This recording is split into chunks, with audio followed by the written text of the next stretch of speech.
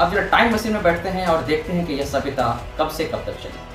अलग अलग इतिहासकारों के द्वारा अलग अलग टाइम पीरियड दिया जाता है, लेकिन ऑथेंटिक जो माना जाता है इस इंडस वैली सिविलाइजेशन के पूरे टाइम पीरियड को 3 हिस्सों में बांटा गया है। पहला है अर्ली हड़प्पन पीरियड, दूसरा है मैच्योर हड़प्पन पीरियड और थर्ड है लेट हड़प्पन पीरियड। जो अर्ली हड़प्पन पीरियड है ये लगभग 3300 ईसा पूर्व से लेकर 2600 ईसा पूर्व तक है, जब बस्तियां बननी शुरू हुई थी।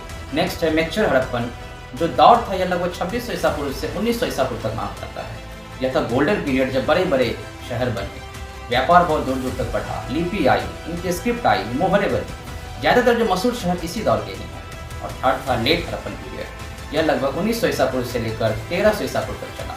इस समय सभ्यता का अंत हो रहा था, धीरे धीरे पतन हो रहा था, शहर उजड़ रहे थे।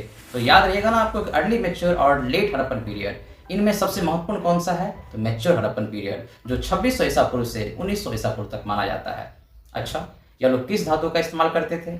यह अगर मैं पूछूं तो यहाँ पे एक बहुत इंपॉर्टेंट चीज़ है, यह ब्रॉन्ज धातु का इस्तेमाल करते थे, कांस्य धातु का इस्तेमाल किया करते थे। इसलिए इस सभ्यता को, इस पीरियड को कांस्य युगीन सभ्यता भी कहा जाता है या ब्रॉन्ज एज सिविलाइजेशन भी कहा जाता है।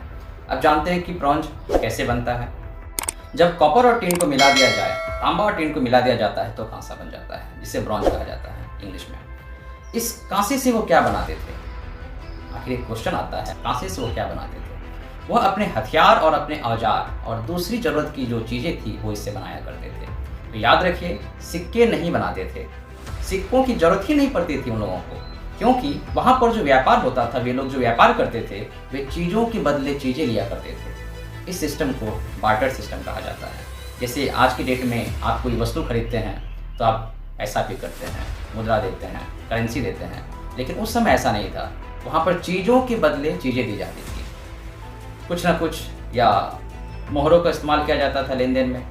आज हमने इंडस वैली सिविलाइजेशन की झलक देखी, यह कितनी विशाल और कितनी पुरानी थी ये आपने समझ लिया। कैसे इसकी खोज हुई, कैसे इसका नाम दिया गया, यह भी आपने समझ लिया। यह कहाँ कहाँ फैली हुई थी, कौन सी नदी के किनारे कौन से शहर बसे हुए थे, यह भी मैंने आपको बता दिया। हमने लोथल और धौलावीरा जैसे इंपॉर्टेंट शहर भी देखे, उनकी भी बातें की। इसके जो 3 चरण थे, अर्ली मैच्योर लेट पीरियड, यह भी मैंने आपको समझाया और जाना कि इस सभ्यता को कांस्य युगीन सभ्यता भी कहते हैं। तो कैसा लगा यह सफ़र? अभी तो यह बस शुरुआत है। अगली बार हम गोता लगाएंगे इसकी टाउन प्लानिंग पर, नगर योजना पर, कैसे थे इनके शहर, इनके इकोनॉमी पर भी नज़र डालेंगे। ये लोग क्या क्या खाते थे, क्या पीते थे, क्या पहनते थे, और सबसे इम्पोर्टेंट इनकी रहस्यमयी लिपि, स्क्रिप्ट क्या थी, उस पर भी चर्चा करेंगे। उस समय रिलीजन, आर्ट, इन सब पर हम चर्चा करेंगे। और सबसे बड़ा सवाल यह उठेगा कि आखिर इतनी महान सभ्यता का पतन, वो भी हम समझने का प्रयास करेंगे।